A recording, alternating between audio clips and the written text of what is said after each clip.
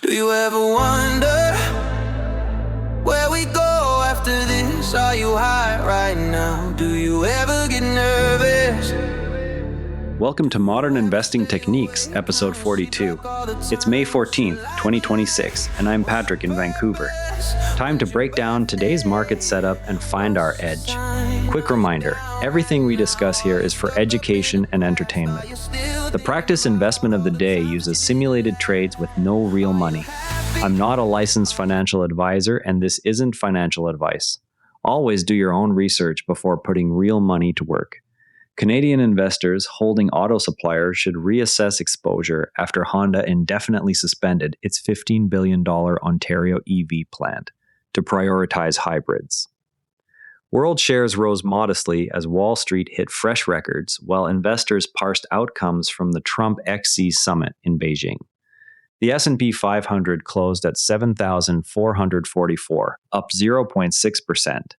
The Nasdaq Composite closed at 26,402, up 1.2%. The TSX Composite closed at 34,041, down 0.7%.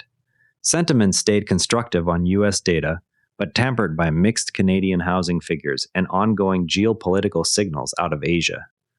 Portfolio alpha versus the Nasdaq remains negative at negative 13.63% year-to-date, underscoring the need for tighter catalyst and volume filters on new entries. Mid-cycle earnings acceleration offers a repeatable edge when volume confirms the move and sector rotation supports it.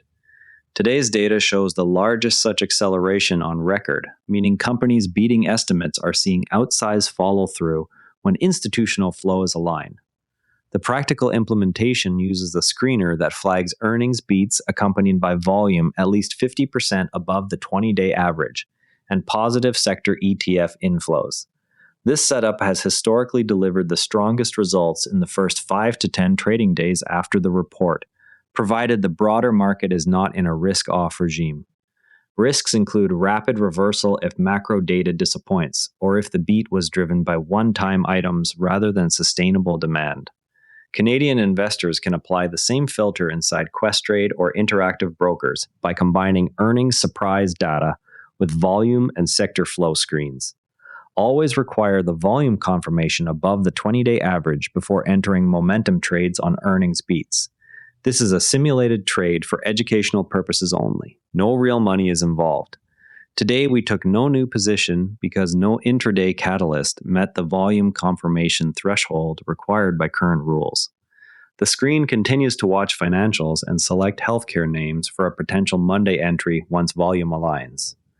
Screening criteria include RSI between 40 and 55, price above the 50-day moving average, and volume at least 30% above average.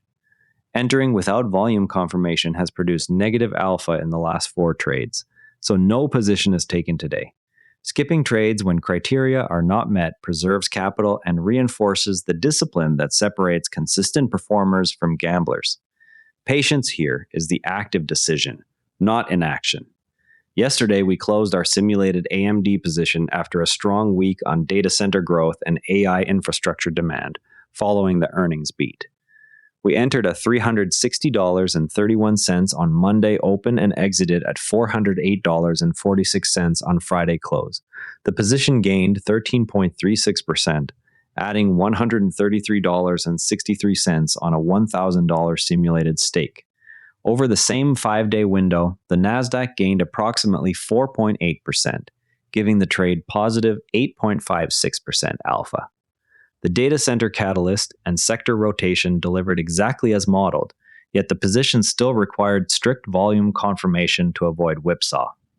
The reinforced rule is to always require volume confirmation above the 20-day average before entering momentum trades on earnings beats. The Interactive Brokers Option Strategy Builder lets users filter for covered call candidates on TSX and NYSE names with minimum premium yield and delta constraints. It gives Canadian investors an edge by surfacing income opportunities inside TFSA accounts without manual spreadsheet work. Active traders running weekly or monthly covered call programs should enable the probability of touch column and set alerts for when implied volatility ranks above the 50th percentile. Wealthsimple trade watch list alerts let users set price and volume alerts directly on any TSX or US ticker at no extra cost. The feature surfaces rotation candidates the moment they break above their 20-day average volume, which aligns with the volume confirmation rule now in effect. Intermediate investors who want to act on earnings or sector moves without staring at screens all day will find this the simplest, no-code solution. Bragg Gaming announced it will acquire Drayton International for $9 million. The deal accelerates Bragg's games-first strategy and adds proven iGaming content at a modest valuation multiple. Add Bragg to the TFSA watch list for post-deal volume confirmation before considering any position. NACCO Industries raised its quarterly dividend by 4%. The increase signals management confidence in free cash flow durability amid industrial demand. Review NACCO dividend history inside your brokerage screener and compare yield to the current 10-year Canadian bond rate before adding. Franklin CEO Johnson warned on risks of data center obsolescence, noting rapid technology shifts could strand current assumptions faster than expected. Trim any single data center pure play exposure above 3% of the portfolio until earnings visibility improves. A U.S. Senate committee will weigh a crypto bill in a milestone for digital assets. The hearing marks the first formal legislative step toward clearer U.S. digital asset rules. Hold existing BTCX allocation, but do not add until the bill text is released and volume confirms. Portfolio performance across 15 simulated trades shows a 47% win rate with 7 wins, 7 losses, and 1 break-even. Cumulative profit and loss sits at plus $0.01 with an average return per trade of 0.00%.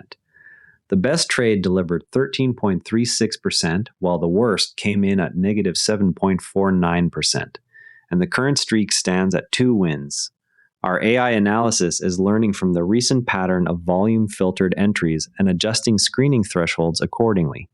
Imagine you added a 3% Bitcoin allocation to your TFSA last month through BTCX when cross-asset signals turned positive. Your order filled cleanly because the ETF trades on the TSX with tight spreads during market hours. Yet the position still moved 12%, while the rest of your equity sleeve rose only 4%. The mechanism at work is Bitcoin's historically low correlation to equities, around 0.2 to 0.4 in normal regimes, that improves the efficient frontier by lifting expected return for a given level of risk when kept between 1 and 5%. Canadian investors gain an extra edge by holding BTCX or ETX inside a TFSA, avoiding both capital gains tax drag and the custody headaches of self-managed wallets. Professionals always check the 30-day rolling correlation before sizing up. If it spikes above 0.6, they reduce or exit because the diversification benefit has collapsed. The biggest mistake with crypto allocation is treating it like a growth stock and letting it exceed 5% of the portfolio. Instead, set a hard 3% target, rebalance annually, and treat anything above that threshold as pure speculation rather than portfolio construction. Before we wrap, keep an eye on volume-confirmed setups in financials and healthcare that may trigger a Monday entry. That wraps up today's modern investing techniques. Remember, every trade is a learning opportunity, win or lose. Subscribe, share with a friend who wants to invest smarter, and we'll see you tomorrow. This episode used AI voice synthesis of my voice. Editorial selection and analysis are my own.